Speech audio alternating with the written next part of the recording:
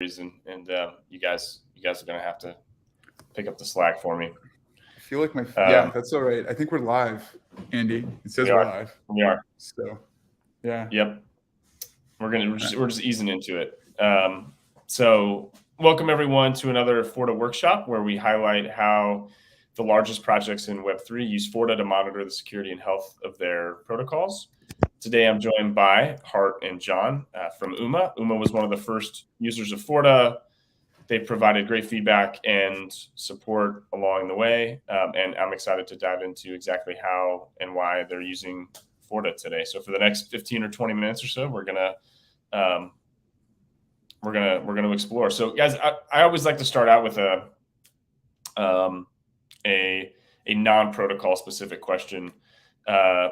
Which is sort of why is real-time monitoring important to your team? Like, sort of when why is it something you invest in? What role does it serve for you? So with our system, there's a lot of asynchronous action. And so something will happen and you have to respond to that happening within a certain time period, like a dispute for an invalid price or data proposal or something with the optimistic oracle. And then protocols that are built on top of our system also have these optimistic mechanisms where it's sort of like once something happens, a countdown timer starts. And so having monitoring is really important for that. So we build all of our own in-house monitors too. Other people also build monitors that are like maybe a little bit more optimized if they're competing for an across relay, for instance. But when things get most chaotic in the market, that's when you most need those bots to stay online. That's when you need the most redundancy. And so having a bunch of layers of defense is really important, especially if you want to start bringing that dispute period down to make things happen faster. And so we have some ideas for things that we'd like to have happen faster than our typical 2-hour kind of dispute window. The only way to do that safely is by having these multiple layers of defense, by having really, really, really robust monitoring. Yeah, I guess, Andy, just to add to what John's saying. So, I mean, we'll do the sort of more obvious like business side of things here, where it's just like, knowing what's going on in real time and making sure it's automated is like kind of a no-brainer. Like it's just sort of like that's anytime you're dealing with complex systems or other people's money, that's just something you want. And so that's like a great service and product in and of itself.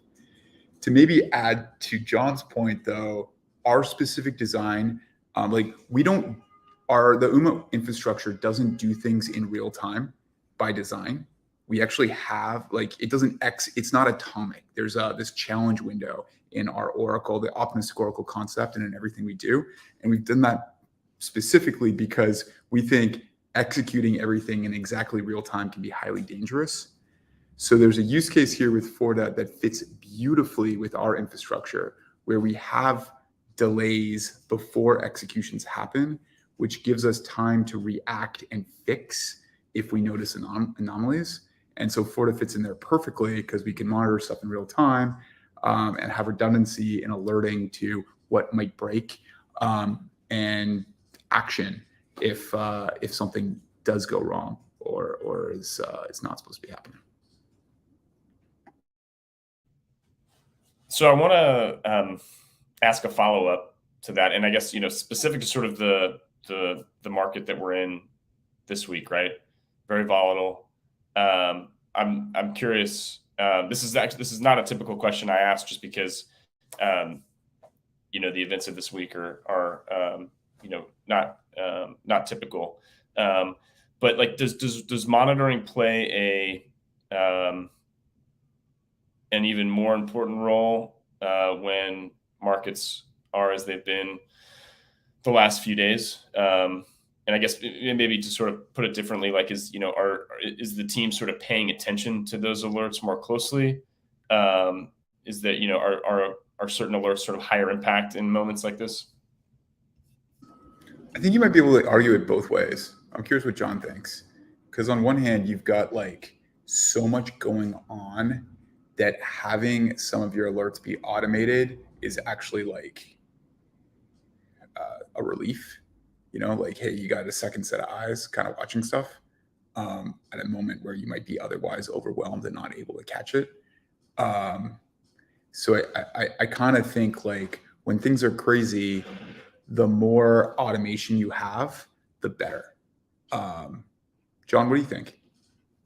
Yeah, I think so. I also think I'm comparing it to last year. There was some crazy like price dip, and we had a lot of liquidatable contracts at that point. And I think we like hit that like code red button, or else everybody just summoned themselves to Slack, and we were all just like watching in real time as the bots did their thing and moving capital around and stuff. There hasn't really been a lot of that scrambling with this crash, even though it's more dramatic. I think we've had a lot of action with across, just people bridging back to L1 to manage positions. We've had a ton of volume, but everything has been pretty robust. Everything's been operating really fast. So, I think the system's held up pretty well, but it's definitely the case that if we didn't have all of this monitoring that we've built up over years, I think it would be much more concerning. And there would be a lot more of like people manually watching Etherscan or something to see what's going on in the system. Yeah, my layman's sort of, I guess, hunch would be that market conditions like this are more likely to expose operational weaknesses in systems that you may not see in periods of time that are less volatile, which makes I guess if that is true, then it seems like alerting is more important now than it ever was. For sure. And having like different alerting infrastructure, different people running like bots that are monitoring and systems that are monitoring. Because, one thing that could happen is just like Infura has issues or something. There's like a bunch of different points in the stack where everybody's under stress simultaneously. And if your monitoring system loses any one piece of that, then that can be a problem. And there can be like unexpected ones too. Like I remember a case where like GitHub went down and there was like an unexpected dependency there. And we probably lost maybe like 20 minutes or so. And so there was a lot of manual scrambling around that. And then you like shore it up to make sure that that doesn't happen again. So you learn over time too, how to build out bots and systems that are more resilient. Because it's definitely when you need it most that they're most likely to crash. Okay, well, thanks for entertaining some of those intro questions. I want to jump into UMA specific use cases now. So I know, you're most known for the optimistic Oracle. There are several bots running on Forta that monitor, I'll say, sort of Oracle operations. Can you talk a little bit about what Forta is monitoring with respect to the Oracle and why you do that? And then I've got a couple follow-up questions too around redundancy that I want to dive into a little bit. Yeah, so we have monitoring. Oh, Hart, if you wanted to take this one. No, I was going to tell you, John, go. You're closer. You're closer to it than I am, and gonna have a sharper answer. So yeah. So we watch for important events on different contracts. We watch the optimistic Oracle for price requests and price proposals. We have certain wallets that we watch too to see what they're up to, if they're doing some kind of action that may or may not be expected. And then we also have some stuff related to liquidatable contracts where we've just as an ecosystem kind of moved away from that. It was much more of a thing last year, but we do still have monitoring for that if we do have any liquidatable positions and some kind of a contract that's secured by the Oracle.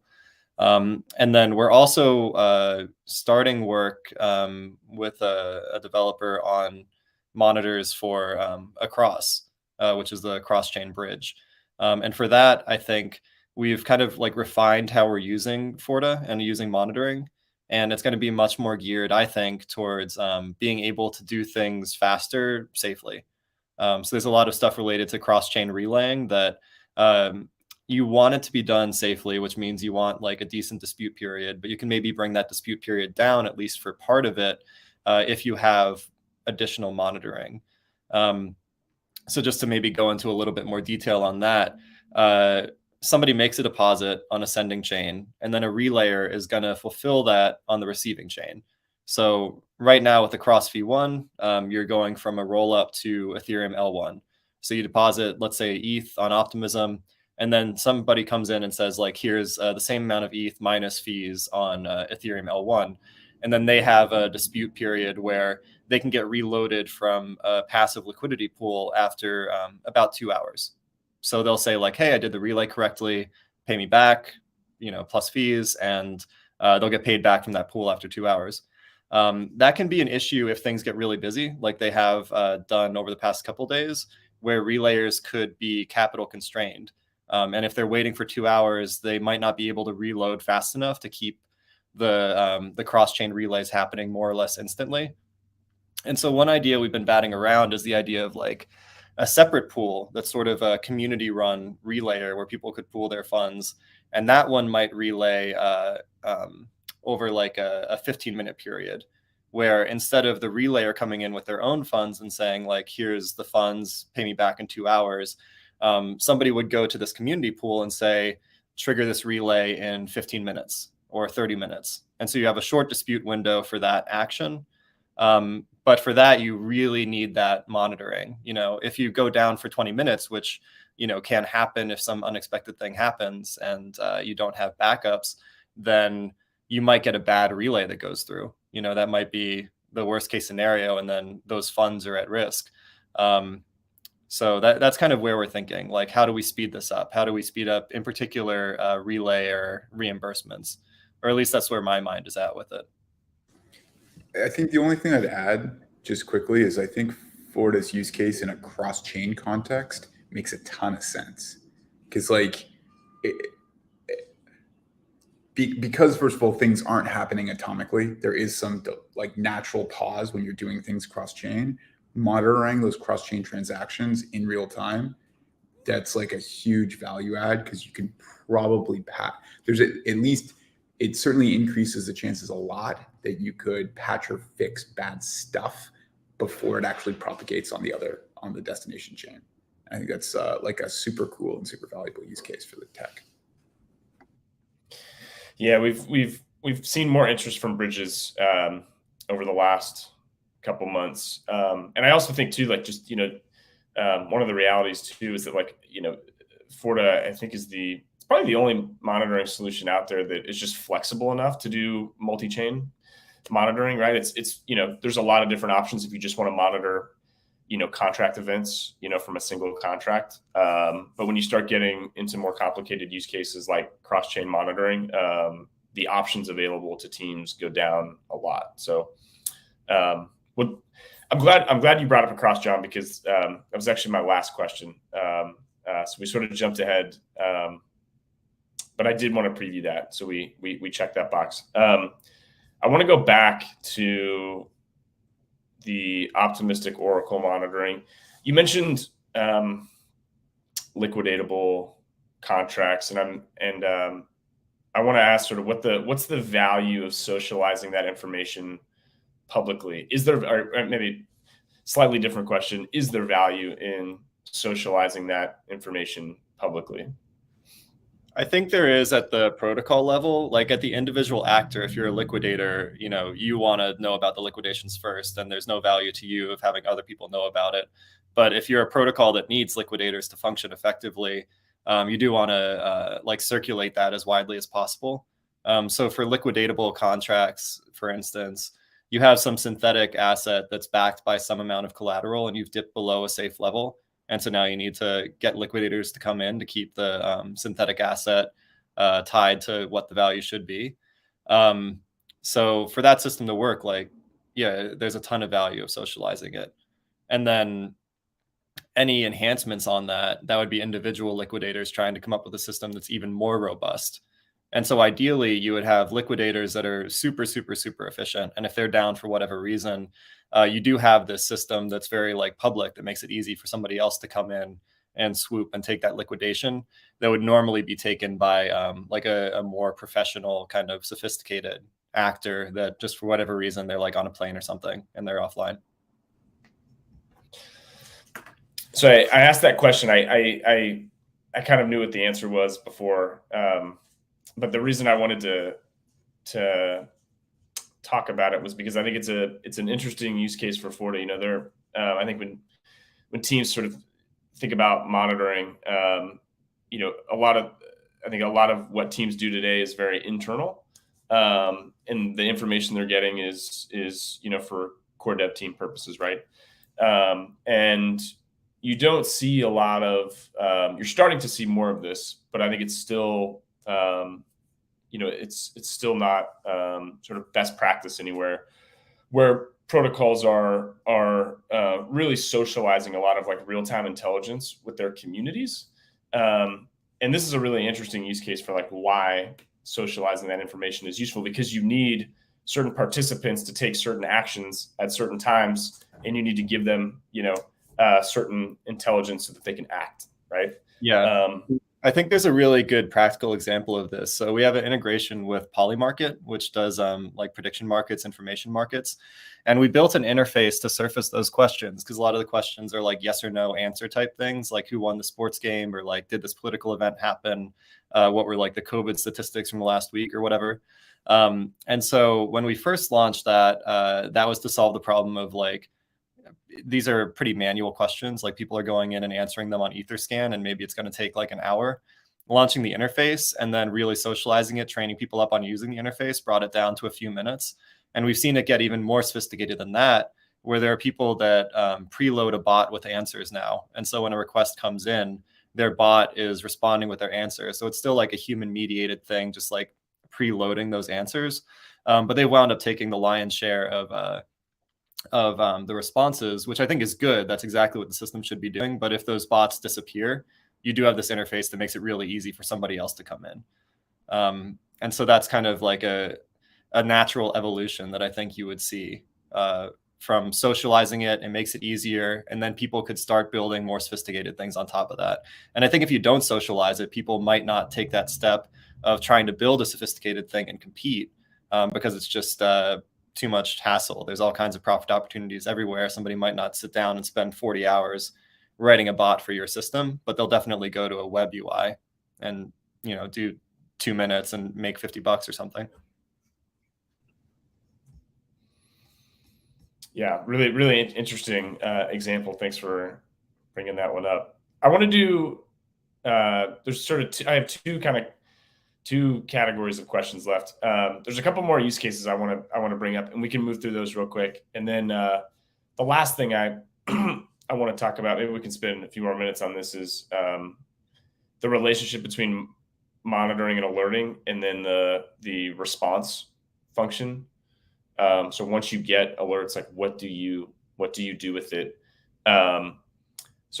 Anyway, I'll let that one sort of sit with you for a couple minutes, and we can talk about some of these other use cases real quick. So I know you're also monitoring access controls for risk labs, which I think is an interesting use case, and something that I think is very analogous to like what a centralized company would sort of monitor for internally, right? Access controls to their systems and things like that.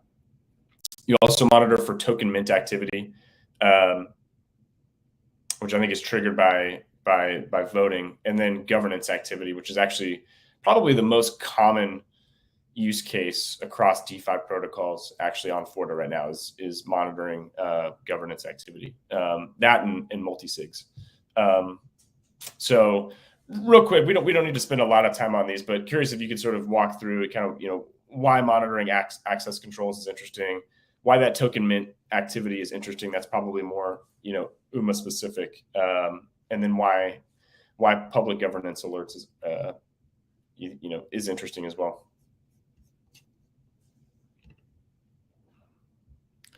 Who wants it? Hart, do you want to take some of the ones? Because I know we had like pretty good monitoring by the time that I joined. Like there was always a culture of that.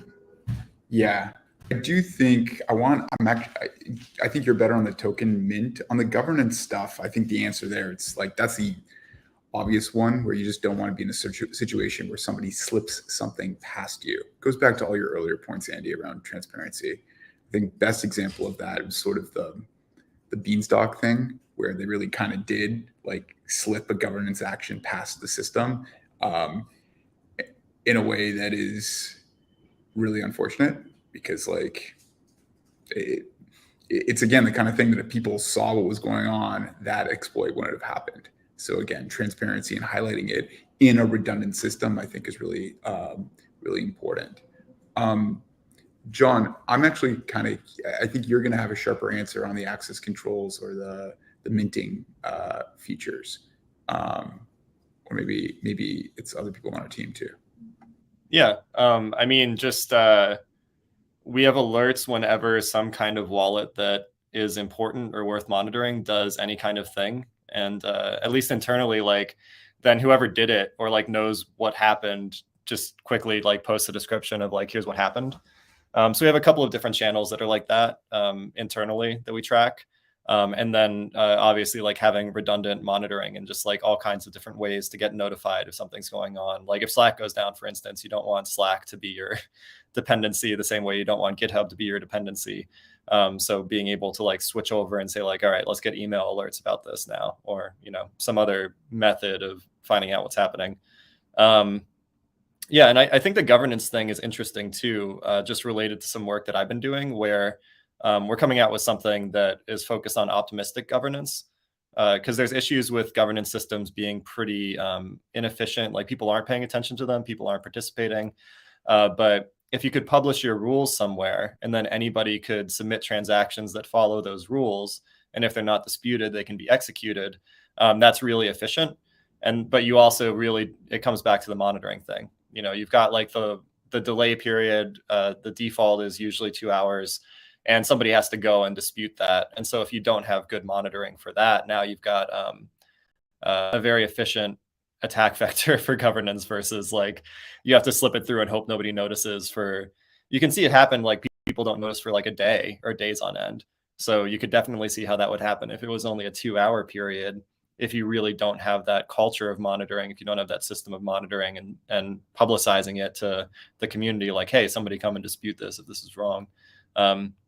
So I don't think that works unless you're monitoring really closely.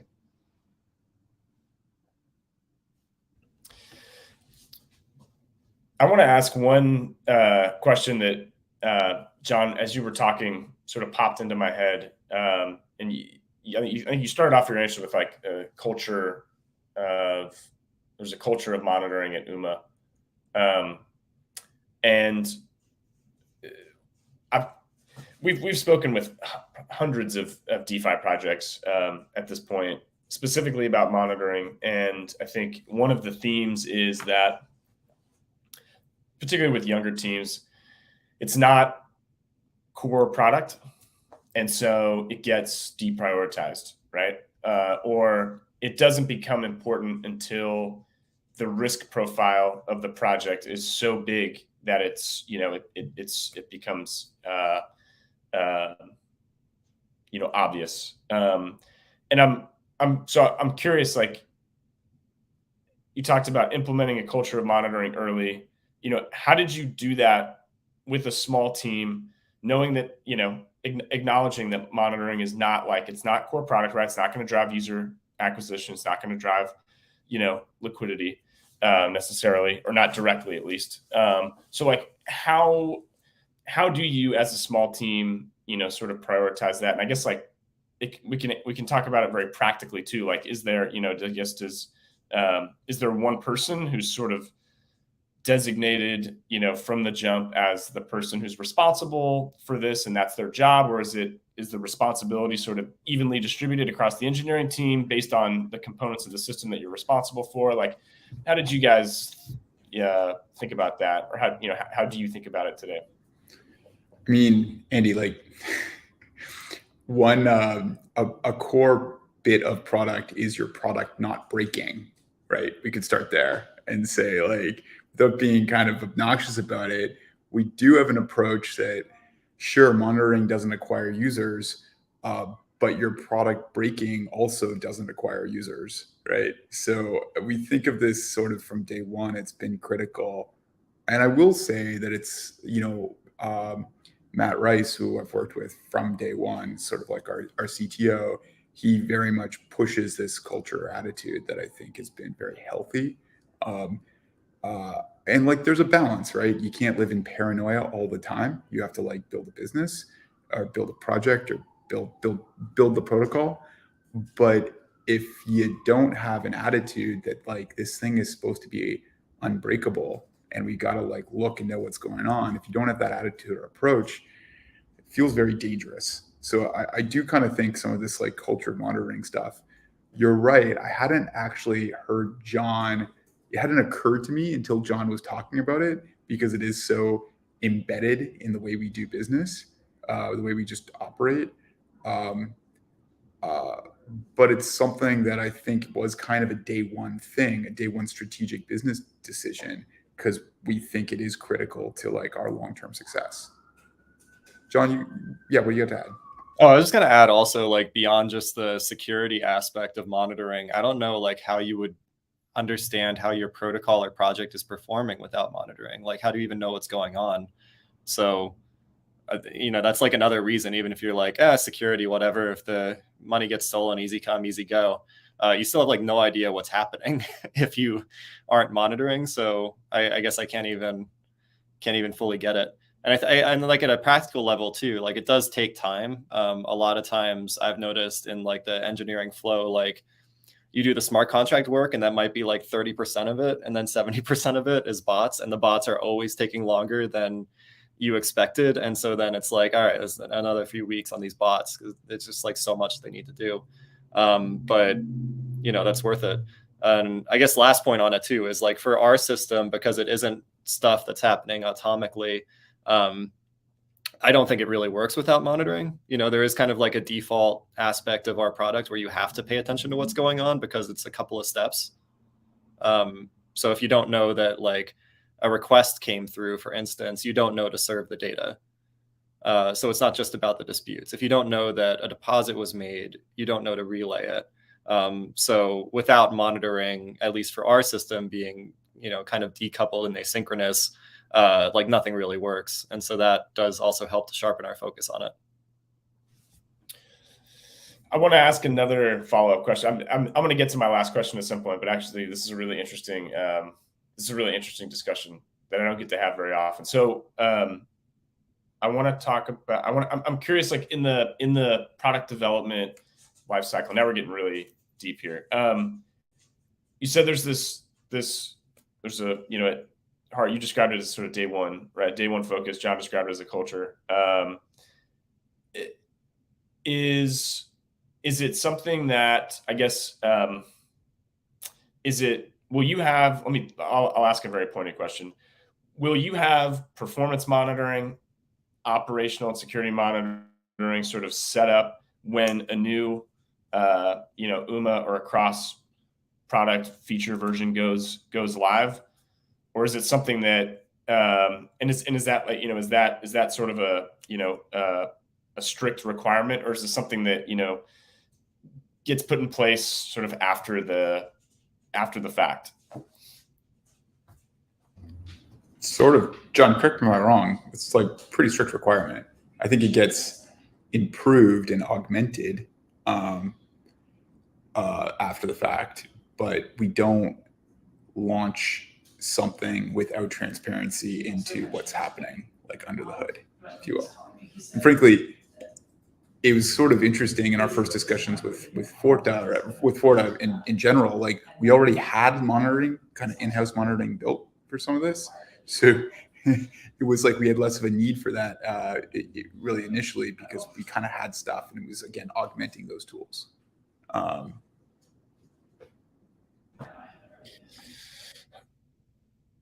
Yeah, thanks for entertaining that one, because I think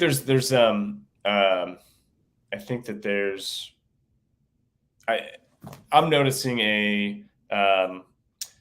there's an acknowledgement that like the smart contract security sort of at every phase of the development life cycle, there is some element of security considerations, or mechanisms that need to be implemented, right? Whether it's like early stage design, late stage design, auditing.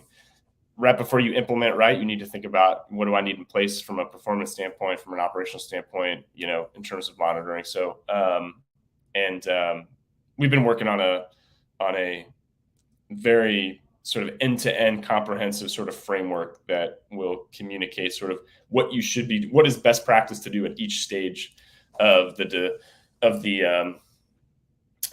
development life cycle, because you can basically just you can lay the security sort of consideration life cycle directly on top of the development life cycle, and it fits perfectly sort of end to end, right? And there are very clear things you need to do, and I'm really interested, like, to understand when teams think about monitoring. Is this something that it comes up during product design? Is it something that comes up more the closer you get to implementation? Like, once you finish an audit and the code is pretty set, then at that point, is it most practical to think about, okay, well, like, now what do we need to monitor for on the performance side? What do we need to watch for operationally? And, like, is it fair to say, like, that's the best time to start thinking about those things? Or I guess, does Uma do you find yourself sort of discussing that even earlier in the development lifecycle? I think maybe the answer is we should discuss it earlier in the life cycle, but we kind of do it. It's like, hey, let's figure out the code and the structure and then figure out how we want to monitor this. Maybe a good analogy could be like adding analytics to a website, where you kind of like build the website first, usually, and then you kind of add analytics. Okay, now I want to track these various things, but you have to understand what you have to kind of know what the product is before you can thoughtfully come up with what you want to track from like an analytics perspective, and then you have to insert that intelligently. And I think, like, with Forta existing, that's kind of the way I think development's supposed to work going forward. Like, what's the product? Before you launch it, where do you plug in the monitoring solution? I think that's where you guys should go. That's where you guys are going, and I think it worked great. Yeah, and the website and analytics is a really, really good analogy. I'm going to steal that one, Hart. Okay. All right. I know we're technically at time, but I guess for those listening in, I'm going to go over, because I do want to talk about real quick, and we could spend 2-3 minutes on this, and then we'll wrap up. So the relationship between monitoring and alerting and incident and emergency response, or I guess just response in general, right? Like, how you react to real-time alerts that you get. So I guess my first question, sort of like, what does Uma have sort of a program or a policy in place, that where you've sort of, you guys have sat down and sort of thought very specifically about, how we respond to things in real time, and then I guess, if you're comfortable sharing sort of, what percentage of that is manual? Is there any aspect of that that's automated? Is it supported by any other sort of tools or tech that you guys have in place? Just curious.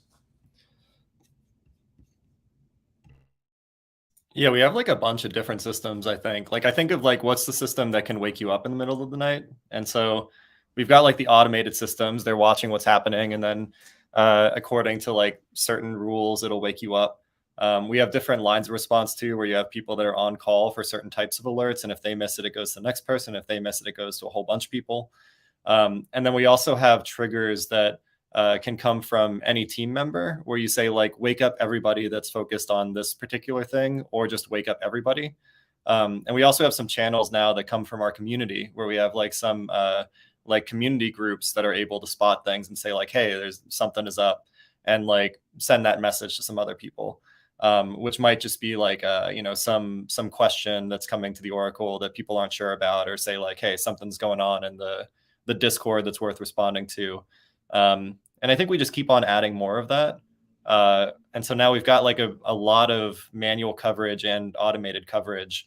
And the big constraint is like, how often do you want to get woken up? And so I think the automated ones are the ones most likely to wake you up, too much. And so we like launch something, and it's like, okay, now we're getting woken up all the time. And how do we make this monitoring like like alter the rules to monitor what we actually want to monitor. Hard, does that all sound right to you? Yep, exactly. Like we tune it over time. And like, well, the only other thing I'd add, kind of, Andy, is like most of what we are actually monitoring for, there may be automation in terms of waking people up, but like really we're trying to get to the point of like a human check stuff out for the most part for now. And like, I think for us, like our kind of default is use monitoring, come up with like conservative rules for when you need a human to check it out, and then over time tune that. And I think over time more automate even the responses too. But that's kind of our progression. Okay. Yeah, really interesting. And thanks for sharing too. All right, I think we're going to close it here. I know we're a few minutes over, so thank you for everyone for sticking around. And John Hart, thanks again for walking us through, how UMA uses Forta and thinks about monitoring. Appreciate it. Thanks, Andy. Thank you. All right, see you guys. That's it. Cheers.